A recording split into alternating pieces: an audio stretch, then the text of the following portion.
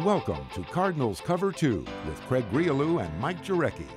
Cardinals Cover 2 is brought to you by Arizona Cardinals Podcasts. Visit azcardinals.com/podcasts. From the Dignity Health Arizona Cardinals Training Center, here's Craig Grialou and Mike Jurecki. So linebacker depth has been a little bit of a talking point here this week. And, you got Josh Bynes on injured reserve. And then, of course, the injuries to Hassan Reddick and Dayon Buchanan. More on them in a moment. But and I'm sure you noticed this, MJ, because you notice everything during practice when the media is allowed to open when it's open to the media for the first 20 minutes. But on Wednesday, linebackers coach Larry Foote on the field doing some reps during drills. Today, head coach Steve Wilks running with the linebackers and even caught a pass, which I think was all a bit of a setup by Coach Foote, but the players certainly enjoyed it. And it was an active energy practice on a Friday afternoon ahead of going to Green Bay on Sunday. Well, you know what they say, the more you can do. Absolutely. And it could get to the point where we might see Larry Foote come out of retirement. Did he ever put his papers in, by the way?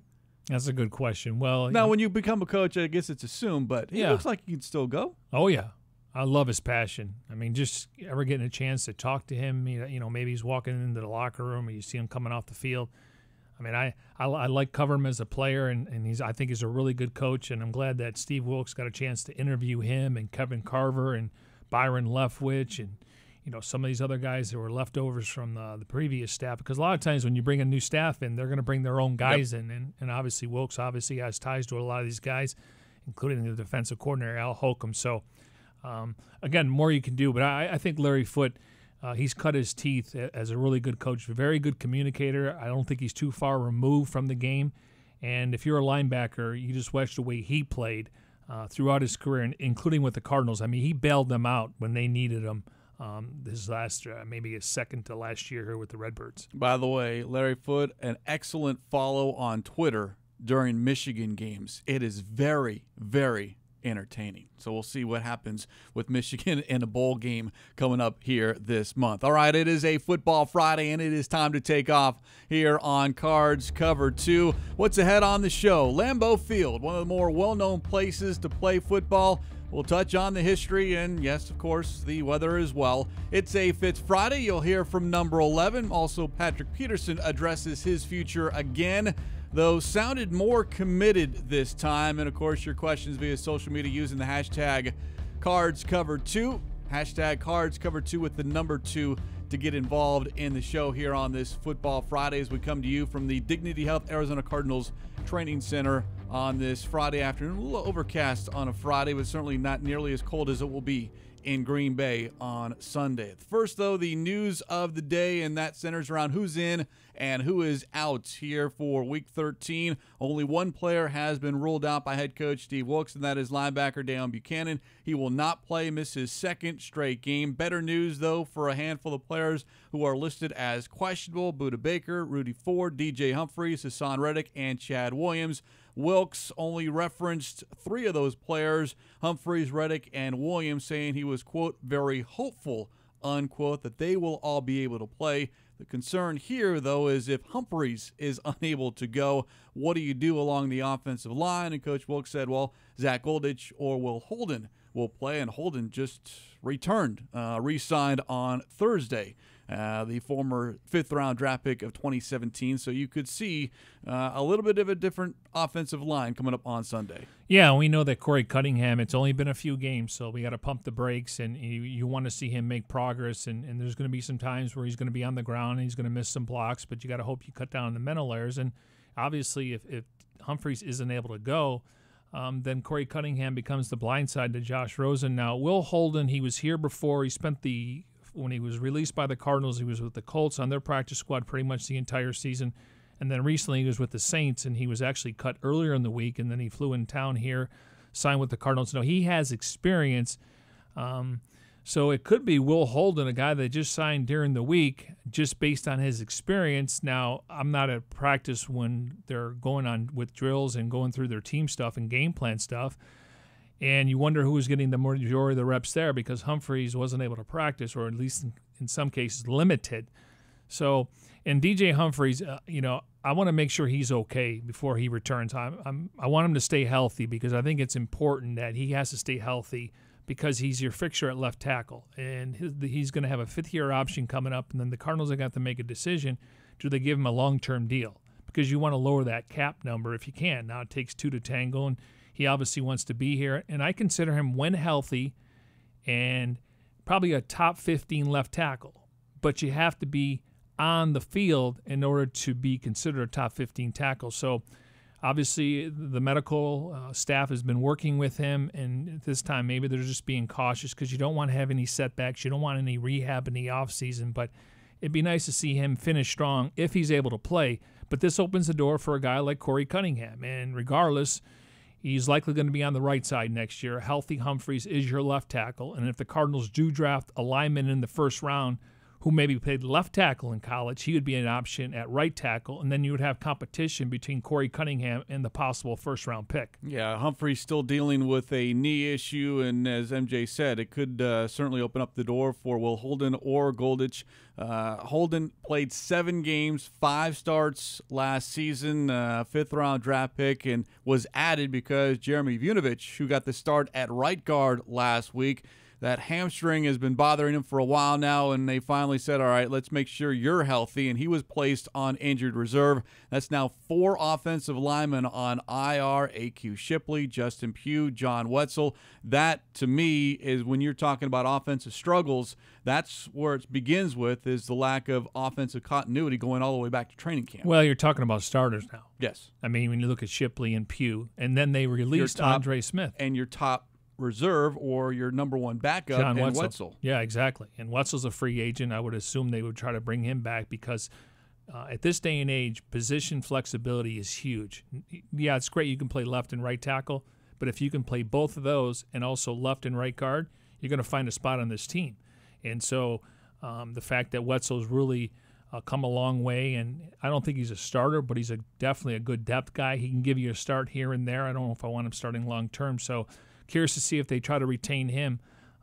But you start looking at it, again, everyone has injuries, but when you start getting them on the offensive line and you're talking about starters, guys they went out and signed like Justin Pugh and a guy they were counting on in A.Q. Shipley. Luckily, they drafted Mason Cole in the 3rd round because he's taken every single rep on offense. He has yet to miss a play this year. I went and looked back. The last time the same offensive line, the 5 guys that started back-to-back weeks, at San Francisco, at Minnesota. You're talking about all the way go back to weeks 5 and week 6. Yeah, I don't want to jinx anything here, and I really don't believe in that kind of stuff. But, one guy we got to give credit to because he looked really good in the preseason, and then for some reason, he was dealing with some injuries. But Mike Iupati is still a starter on this offensive line, and I know he's getting up there in age, and he took a $3 million pay cut to come back here, so he was motivated to come back, and he wanted to be here. But he's been able to stay somewhat healthy, and they need him because he's a veteran guy. And if you got any young guys there, Iupati should be able to help them out. So got to give Mike credit for at least staying healthy. I want to see more production, though, when it comes to the run blocking and pass protection. So that is the news of the day here on this Football Friday. Craig Riolu and Mike Jurecki as we broadcast from the Dignity Health Arizona Cardinals Training Center, of course, in our Bose QC35s here on a Football Friday, getting you set for Cardinals and Packers coming up on Sunday. That is an 11 a.m. kickoff, so 6:30 pregame coverage begins on the Arizona Cardinals radio network. And if you want to know where to watch, listen, and follow the game, just go to azcardinals.com/game central. It is, for the Cardinals, their first visit to Lambeau Field since 2012. Here's head coach Steve Wilks on Lambeau and its history in the National Football League. Again, I think those fans are good. They're great. It's loud in there. But as I told the guys today, and I emphasized and I talked about Lambeau Field, it's still 100 yards, still 53 in the third, 4 is wide. I mean, we got to do a great job really blocking out the noise and ready to go play a football game. That's what it's all about. Now, Wilks, I'm sure will not break out the measuring tape and go out and measure the 100 yards as, of course, Norman Dale did in Hoosiers. Gene Hackman playing the head coach, and, of course, That was one of the measured favorite. The court and the height of the basket. Absolutely, yeah, and a little bit of the Wilkes mentioning that it's just another field in a different spot, but it is. Look, there's a lot of history in that building, and it can, if you're not used to it, and the Cardinals don't visit there often, it can take you back. Yeah, and to me, I had a chance to go there for Y2K, and that's when the airline industry was concerned that planes weren't going to be able to take off and land. So we went there a couple days before the game. We stayed in Appleton, Wisconsin. We stayed at the hotel, one of the downtown hotels. And game day, I get over there a little bit early, and you take the first bus over, at least the media bus, and you're driving, and you could see the stadium. And then you go through this neighborhood, Craig. Or literally a neighborhood, and you're coming out of this neighborhood, and it's all you see is their colors, green and gold or yellow, and that's all you see. And then the history there. I mean, you're just black and white videos. Vince Lombardi. I mean, Jerry Kramer. I mean, and even a guy like Len Dickey a little bit later. I mean, just the history there. I mean, you have to take a moment and go, this is Lambeau Field. I mean, there's where they do the Lambeau Leap. So if you've never been there before, I don't know if it's on somebody's bucket list. I know tickets are hard to come by and everything else, but just the history there, you just got to grasp it and take it all in. And I know they've renovated, they've added some, they had to upgrade a lot of the facility there itself. But just when you walk in the stadium, you're like, okay, that's where they made the stop in one of those Super Bowls, or Vince Lombardi when he was talking to his team and he's yelling on the sidelines, and they show those videos, and you're like, this is where it happened. Like this like I grew up in upstate New York, and they had War Memorial Stadium, okay, and then eventually they built Rich Stadium in Orchard Park, New York, and War Memorial was where the baseball team played, and that's where Jack Kemp played, the former senator. And it was just interesting where I remember watching that stuff and seeing the black and white pictures, but when they went to Orchard Park, it's like I missed all the memories of what I read and heard growing up at War Memorial Stadium. Yeah, there are certain stadiums, certain venues. Just Yankee like the Stadium, Bears. the old Yankee Stadium, Soldier Field, it's the old Boston Garden. There are just certain venues that mystique and that carries a lot of history and tradition. And when you look at the Bears in Soldier Field, I mean, they put those pillars up. It kind of looks out of place. When you get into Soldier Field itself, you remember the history there too. So history and, of course, weather. Yes, the Cardinals will be dealing with some weather, and currently in Green Bay, it is 34 degrees and cloudy. On Sunday, the forecast calls for a high of 36 and potential snow flurries as well. Keep in mind, Cardinals, this is their first visit since 2012, but only their second ever December visit to Lambeau Field, and that was back in 1969. You weren't there, MJ, in 1969? I was born 1970. Yeah, there we go. So cold, yes, it is going to be. And the question to a lot of players and coaches was, how do you deal with the cold? Do you go with the sleeves or no sleeves? Josh Rosen was asked about the coldest game that he had been a part of, and he brought up his freshman year in Utah. Also referenced a trip to Pullman, Washington to take on Washington State when it was raining, and sideways rain was something that he does not like. But the Cardinals are going to have to deal with it coming up on Sunday. Well, I was watching the 400th edition of the Big Red Rage last night on Periscope and also azcardinals.com, and they got into this conversation, and I don't know who asked DJ Humphries, do you wear the sleeves? And I think it was his high school coach, or maybe, I think it was his high school coach, and he was wearing sleeves one day, and he told him, offensive linemen don't wear sleeves. He said he hasn't worn sleeves since.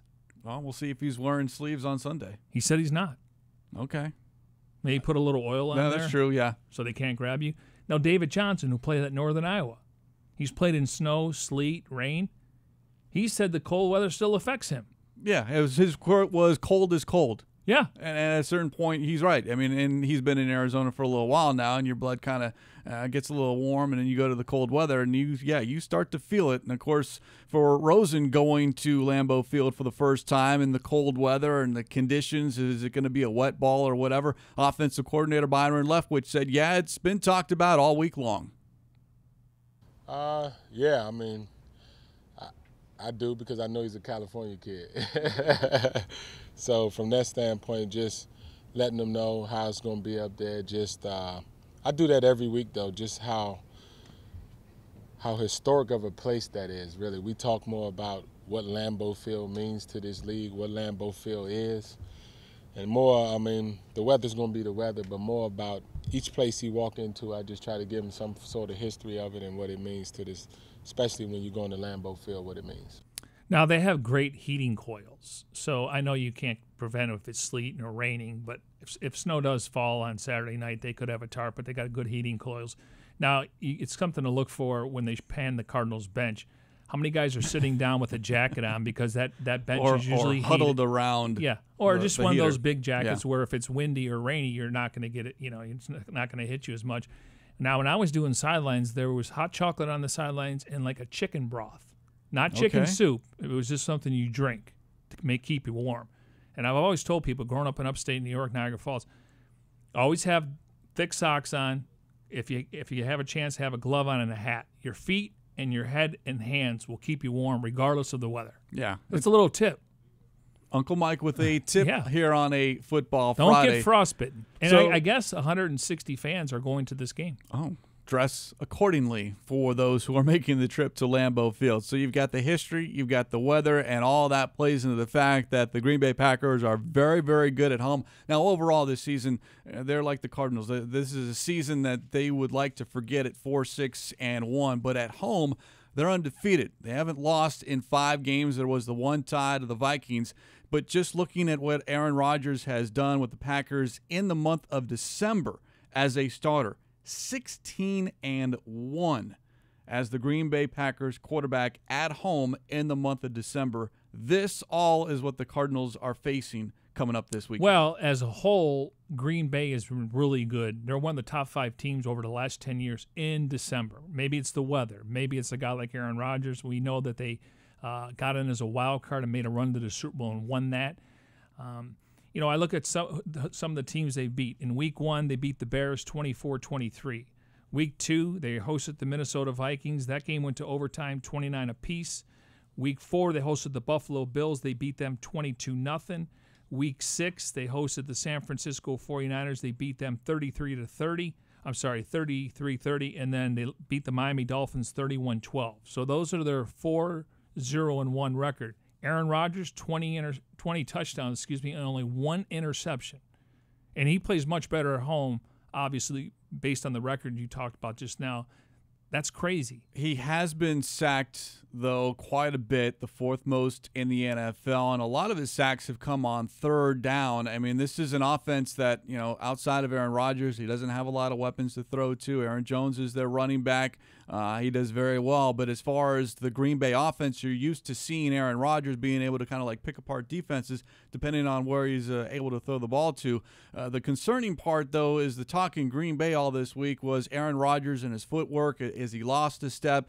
And nonsense. You start poking the bear, and this is where, if you're the Cardinals, you start to worry because guys like Aaron Rodgers or Tom Brady, Michael Jordan, Kobe Bryant, not that they need extra motivation, but when you start talking about their struggles and maybe that they've lost a step, that, to me, if you're the next team on the schedule, whether it's football or basketball, now all of a sudden you start to worry because it was Randall Cobb this week saying, I'm looking forward to Aaron Rodgers, lighting up the team this week, meaning the Cardinals.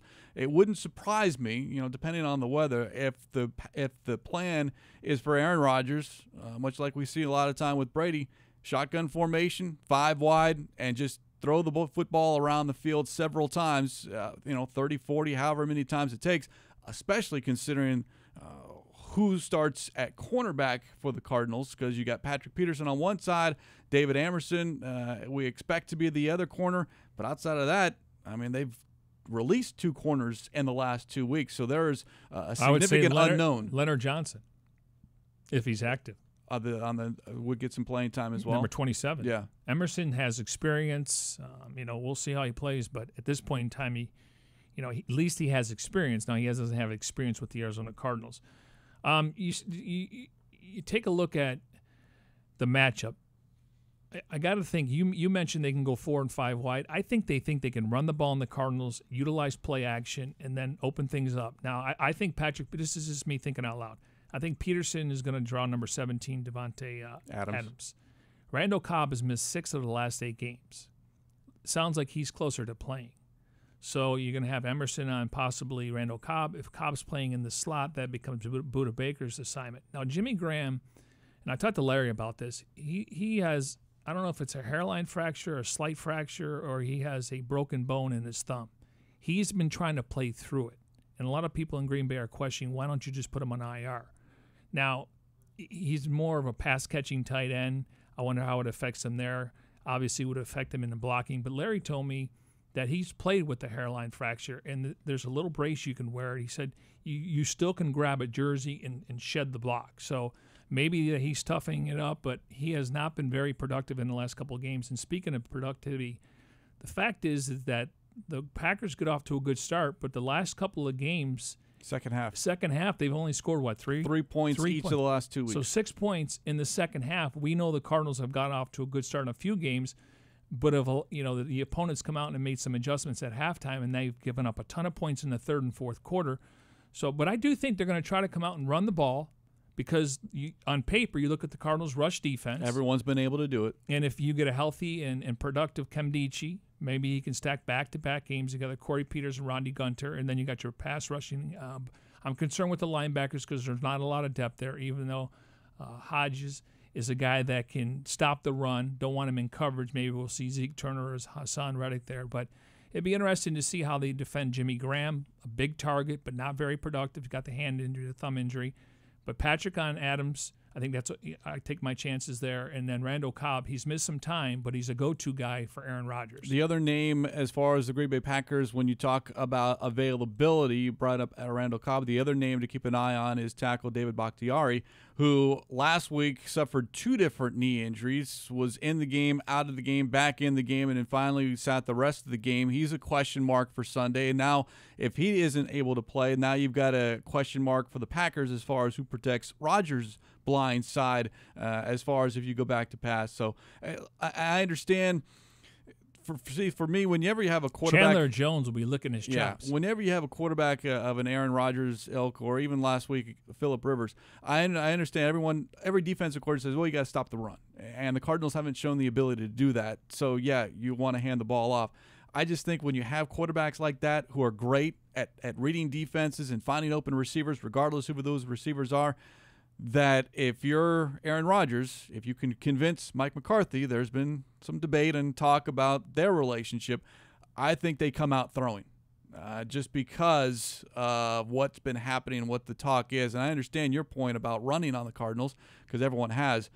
I just think... No, I think they'll take some shots, but I think they're going to try to come establish the run, force the Cardinals to drop a safety in the box or bring in their nickel package and then spread them out.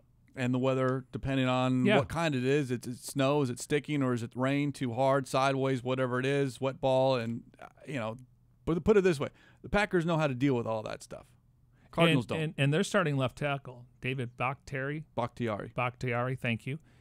He's rated number 1 on Pro Football Focus. I mean, the best left tackle in football. I mean, his grades are somewhere around 92, 93. That's like pitching a perfect game in football.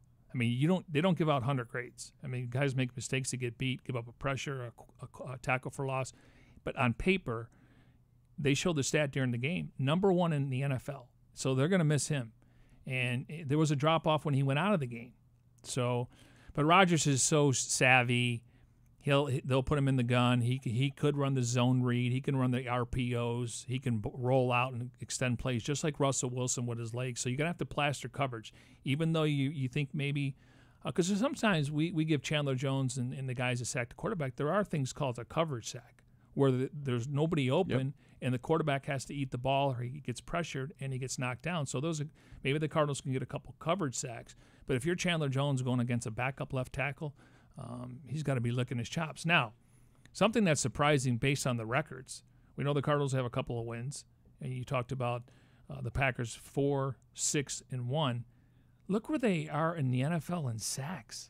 2 and 3 the Cardinals and Packers rank as far as isn't total the whole sacks. NFL about getting to the quarterback and forcing turnovers? Now the Cardinals haven't forced the turnovers like they did in the preseason. I know it was the preseason, but stopping the run and putting pressure on the quarterback.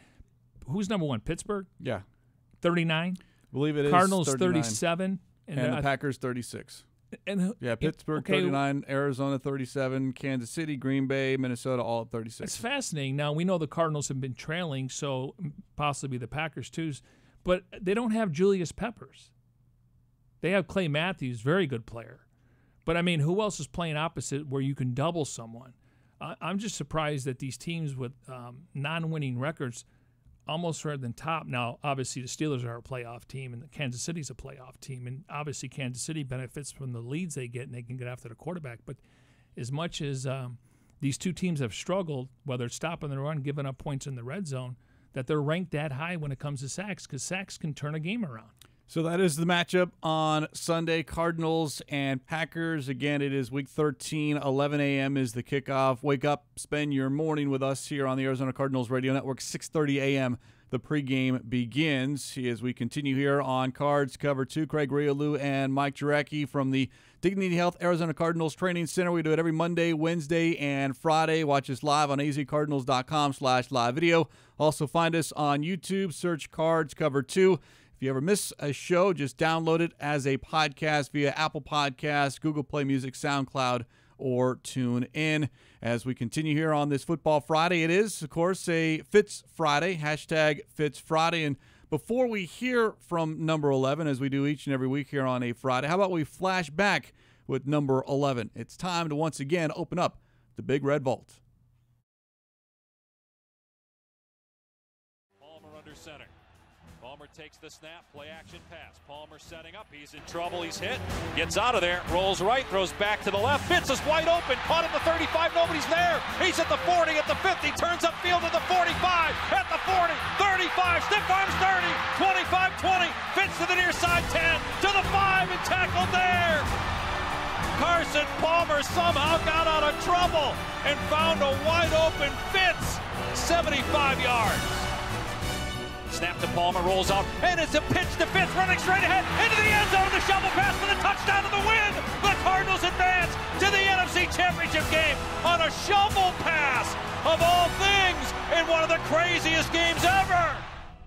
That, of course, the last time the Cardinals and Packers met on the field, the 2015 playoffs, 26-20, the victory in overtime, and still one of the best games that I've seen either watching or in person. Well, and recently Carson Palmer had the football life of him, and you know how calm he was. And you look at that replay, and Bobby Massey was the tackle looking at number 7, and he kind of almost runs into him, and he continues to roll almost to the tackled Palmer. Yeah, exactly. And he rolls, and in quarterbacks, one of the things they teach you in Pop Warner is never throw across your body to the other side of the field, because the ball hangs up in the air way too long. Well, and these DBs can just jump the route. So Larry's over there putting his hands up, and Clay Matthews thinks he's going to get him, and Larry starts to use a little bit of a stiff arm, but he doesn't really touch him, and then he's able to kind of squirm through there, and then the whole shuffle pass. I mean, a shuffle pass. Yeah. The whole drive was Palmer and Fitz, but you got to give the other teammates credit because Larry doesn't get down there with the guys trying to block or be a decoy. Yeah, it was. I get chills when I see that. Certainly a lot of fun when these two teams sit there or meet on the field, and of course, when you're talking about Larry Fitzgerald, 2004 NFL draft, Aaron Rodgers, 2005 NFL draft. These two know one another, speak very highly of one another, and of course, in the regular season, Rodgers actually leads the head-to-head 2-1, but Fitz can claim a 2-0 series lead in the postseason. But we had a chance, as we mentioned on Wednesday, Aaron Rodgers joined us on a conference call to speak a lot about Josh Rosen, but we also had a chance, and I believe, MJ, it was your question to Aaron Rodgers, to ask about Larry Fitzgerald and the relationship between those two. Let's hear from Rodgers, and in the back end, Larry Fitzgerald on a hashtag Fitz Friday. Well, you know, I go around the league and you get to know guys and talk to different people. You're not going to find anybody who isn't a fan of Larry as a player or as a person. I mean, he is a first-class individual. He's a phenomenal guy. Love getting to spend time with him. He's had an incredible career. Unfortunately, he's had a couple big plays against us over the years, especially in that playoff game. Mm-hmm. But he's a guy you just enjoy. You can root for because he does things the right way. He plays the right way. You know, he's like a throwback to Barry Sanders as far as the way he conducts himself with an incredible amount of class on the field. He's a tough player. just ask, Cam Chancellor all the years of him blocking him and that lead-up scheme where he's motioning down and one-on-one for years. I mean, he's a tough guy, plays the game the right way. He's got incredible hands. He's had a career that speaks for itself. And then off the field, he's one of the classiest guys I've ever met. He's, shake your hand, look you in the eye, remembers everybody's names. Mm-hmm. He's been all over the world, has incredible perspective on life and cultures, and he's just a fun guy to be around. I mean, I love getting to spend time with him when I do, and I have a ton of respect for him and the career that he's had. I love Aaron, man. I really do. I mean, he's a special person. I've gotten to know him really well over the years, and our relationship and friendship has grown, over the years. And I remember meeting him probably 2007, 2006, and we ended up sitting courtside for a basketball game. And, we've stayed in touch ever since then. And just watching him continue to grow and play at the elite level that he's playing at has been so much fun to watch. And I just wish him continued success. I hope he just chills a little bit this weekend, and then they go on a run and make the playoffs later in the year. But this year, this week, I hope he just chills. Yeah. Patrick was just saying he hopes to eventually follow in your footsteps in terms of being the face of this franchise. Is that something you can see happening whenever it is you do decide to move on? I mean, Deion said he was going somewhere else, man. I don't know. He got to stay here first. That's what he got to stay. No, Pat is passed well on his way. I mean, you talk about the Aeneas Williams and the Roger Worleys, the All-Pro Hall of Fame caliber players. I mean, Patrick is that. He's unbelievable ambassador for this team and the community.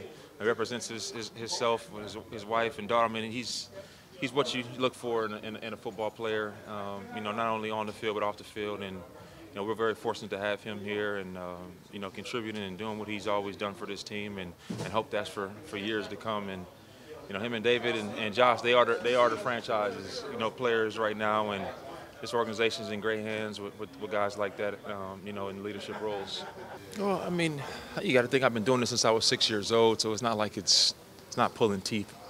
It's great to be around the guys and work and practice and cultivate these relationships like this group of receivers I've had this year. Even from training camp, some of the finest memories I've ever experienced. I mean, these guys are humble, they're hardworking, they're selfless, and they don't even understand how much better it can be for them, and they still come to work every day with a positive attitude and great mindset. I mean, Trent and Kirk, I mean, those are like my two little brothers, and we hang out all the time, and like that part of the business is a lot of fun, and obviously being 2-9 sucks. It's never fun.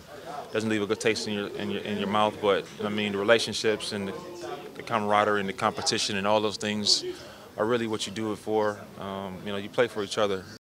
Now, that last comment was a question to Fitz on Thursday about the factors that he would consider when he needs to make that decision on whether he wants to come back in 2019 or not. He kind of gave a big picture answer. Of course, no announcement, but as we reach this weekend, December, it's the final month of the regular season, and now people are starting to wonder, is Larry Fitzgerald going to come back? And certainly there is some hope, but that's a decision that he'll make probably late in January. Well, I hope they target him a little bit more. And I'm not just being tongue-in-cheek. I mean, he makes plays. He's been able to get in the end zone under Brian Leftwich and Josh Rosen.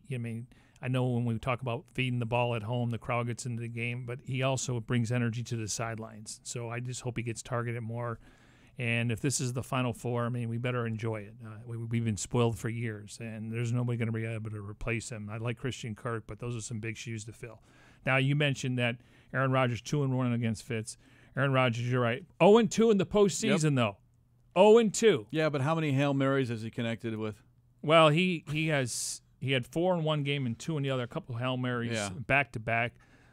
6 touchdowns, 2 interceptions in the postseason. 0-2. 2-1 in the regular season, 6 touchdowns, 2 interceptions. There was one game back in 2012. They beat the Cardinals 31-17. He threw 4 touchdowns, 1 interception. His completion percentage was 46%. He was 14-30 with 4 touchdowns and only 1 pick. Yeah, he is certainly one of the best in the business currently and to ever play in the NFL. Certainly a future Hall of Famer as well. Let me ask you this. Because the Bears are doing so well and the Vikings are lurking, maybe they aren't the team they thought they were with Cousins and they've had some injuries. Do you think the pressure's off the Packers because now they're not expected and they can play a little bit more loose and free? To some extent, but when you read stuff coming out of Green Bay about the future status of the head coach, not that Aaron Rodgers is going anywhere. Isn't that almost a given just because it seems like they need a new voice? There's been reports forever they don't get along. After a certain amount of time, a new voice certainly and listen, would help. Mike McCarthy will not be available. Nope. He'll have a job, and I don't just – I mean, he's got to go through the process unless he's Greg Williams where you get offered a contract before you even go to the interview, allegedly. Mike McCarthy will be had. I got to think John Dorsey with the Cleveland Browns and him and Baker Mayfield – Mike McCarthy will get a job, but I just think these two reports are they haven't gotten along. But you respect your coach. You know, he was part of the equation. Even though he was in San Francisco, but he was there after Holmgren and kind of groomed Aaron Rodgers. So you're never going to get along. They're both competitors. I get that part, but I just wonder if they're going to play a little bit more free because, again, I look at the remaining schedule. Well, they need a lot of help. Put it that way. Yeah, and even if they win out, like. 3 teams have to lose out, and all of a sudden you need help, so they don't control their own destiny, as they like to say. So they got the Cardinals this week, then they host the Falcons next week at home, and then they got to go to Chicago. Maybe they play a spoiler role.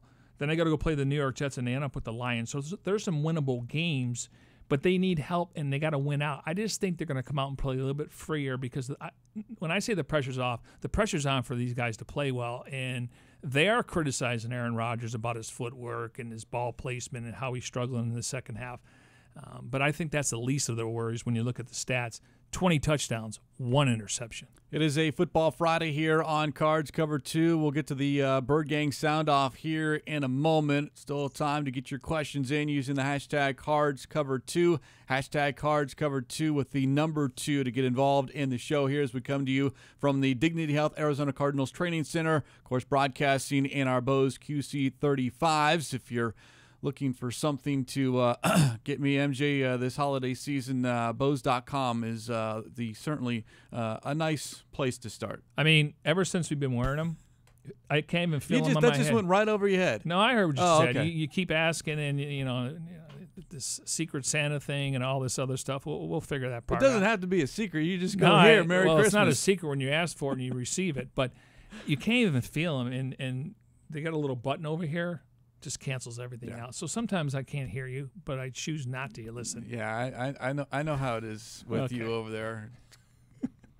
Selective memory. Exactly. When's the weekend start? All right. Selective listening. The other piece of news before we head on out of here concerning Mr. Larry Fitzgerald is he always loves to needle Patrick Peterson. Well, you heard him reference Peterson as far as, well, Deion Sanders says he's leaving. Well, in case you missed that bit of news earlier this week, on ESPN's First Take, Deion Sanders said Peterson was, quote, trying to escape Arizona. Of course, when that gets said, what's the media do? Well, lucky for us, it was on a Thursday in which Sanders said that. So Thursday, Peterson speaks. So in front of his locker, here we go, asking Patrick Peterson, hey, about Deion Sanders.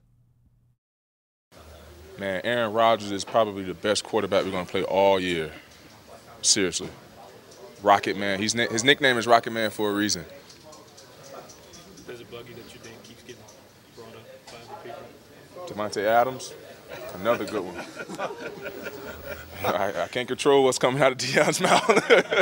You ever want to call him and tell him to shut up? I mean, he's doing his job. That's his job to answer questions, and I guess that's how he felt. And that's what he said. So I had nothing to do with that. But, you know, I'm focusing on the Arizona Cardinals, putting together a great game plan to win this game coming up. You almost went all Bill Belichick on us there for a second. I saw Vaughn do it the other day. I was like, when that opportunity comes up, I'm going to pull that out too.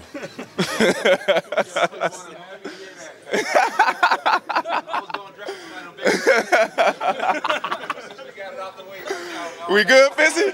We good? My God. I want to follow that man's shoes. You know, he's been here forever, 15 years, and being a cornerstone.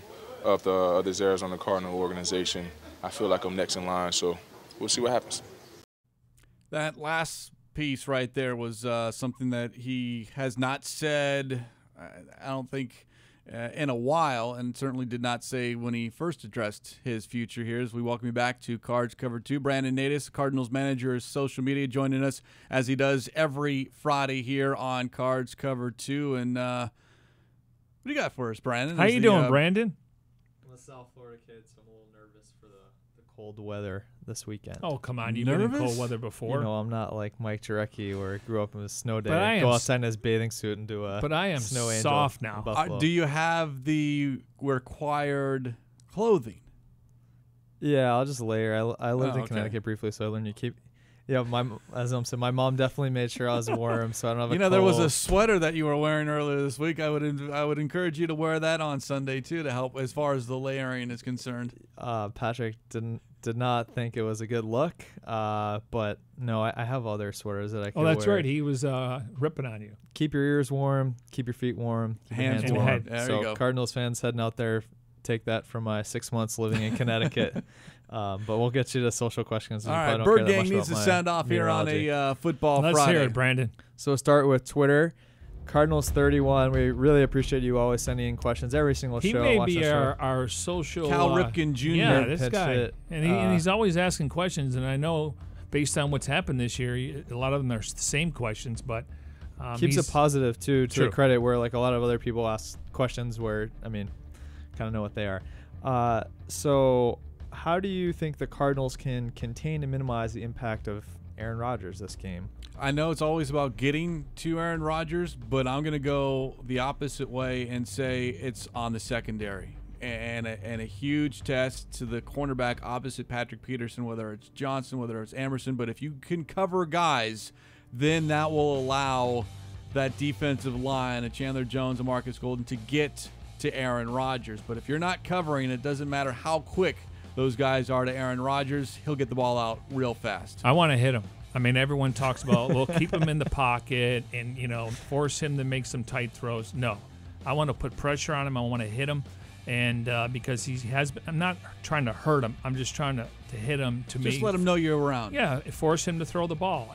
And I know he's smart enough, and there's probably not the defense out there he hasn't recognized. But if guys can win one-on-one matchups, I want to make it uncomfortable for him when he's in the pocket. Don't allow him to pad the ball and look around and decide he's going to throw it to the long ball versus the check down. So I hope they can get pressure, and I hope they can hit him and knock him down. Should we tell Aaron Rodgers that you want to hit him? Sure. We could have a. I don't know if I'll ever get the opportunity, but sure, you can tell him. All right, so we'll switch over to Instagram here. So we talked kind of about stopping Aaron Rodgers. This one's a little bit broad. One key to beating the Packers from each of you. Score points consistently and not just in the first quarter. To me, how to beat them? Yeah, just one key. What are you? If the Cardinals could do this thing well, win the turnover battle, force some turnovers, get a special teams touchdown. Maybe Christian Kirk, T.J. Logan is close. Maybe you get a defensive pick six. I just think you got to win a possession or two and try to keep it close to the fourth quarter. Win the turnover battle. If you can get a lead, then you can start handing the ball off to David Johnson, and that keeps Aaron Rodgers off the field. One of the keys would be stop the run, but they got Aaron Rodgers, so that you can contain the run. He's still going to take his shots. And for the Cardinals, if they can protect Rose and allow him to throw it, but I just think you're going to have to win the turnover battle, win field position. Are you almost hoping then for inclement weather, so you could have the run game and they got to throw? Or? No, because I know it evens the playing field for both teams, but no, I would not want to play in that weather, whether it's snowing, rain, or whatever it is. But I don't think the weather is going to factor in too much as far as the game plan, unless it's just absolutely horrible. But nothing in the forecast says it's going to be like a torrential downpour or a blizzard. My biggest concern is the Packers get off to a good lead. How do the Cardinals respond? Because we know that this team has given up tons of points in the second and third quarter. You can't let this game get out of hand. It's got to become a fourth quarter game if you're going to pull off the upset. So I want to see the effort. I want to see execution. Even though you're down, you still got to stay within striking distance. You can't fall down by 10 to 17 points. You got to be within, 7 or 10 points or a field goal or a touchdown away from either tying the game or taking a lead. The inclement weather question was more so if you want to see Darren, Lisa, and Kyle and Snow for the pregame show. Yes. Oh, absolutely. But I'm more worried, and I've made it known because every single road game, especially in weather, on the NFL Kickoff show, I always ask for a weather report. We don't travel, but Darren and Kyle do. And the only person I'm really worried about on the sideline is Chris Melvin, media relations guy, expert. What is this? I don't even know his title. He doesn't run it. That's Mark Dalton, but he's pretty close. He's number 2. You should know his title after all these years. He's Chris Melvin. He's the guy that's always around. Paul Calvisi, I really don't worry about him. I don't. I've joked with him about that. Jeez, you've worked with the guy for years. I don't worry about you, Paul. He's fine. Well, see, Paul can. I know he's got to have headphones on, so I'm sure he's going to wear a cap and other stuff. Melvin's got to wear the suit and the jacket and look important when he has to make calls and let everyone know the injuries and find out what's going on with the team. He'll wear. They would wear snow gear. I would imagine everyone. My buddy works for the Colts in their PR department. They worked that game last year with the Bills. You're where right. It snows. I think at that point it's like, all right, don't worry about your suit because you're going to ruin your suit. Yeah, no, you're right. I'm sure everyone's really. When they have had inclement weather, you do see them wear different gear, coaches and personnel. So I'll throw one more question, one additional question out there, and we'll get to the final one. One matchup each of you are looking for this weekend. I would love to see the Patrick Peterson, Devontae Adams, and how many times Peterson actually gets targeted, because as much as Phil Rivers was successful throwing the ball, it did not look like he looked 21's way very often last week. So Adams is their number 1 wide receiver, and there's not many guys after him.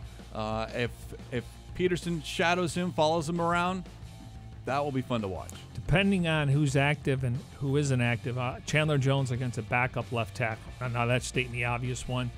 Another matchup is Jimmy Graham, but I've talked about it.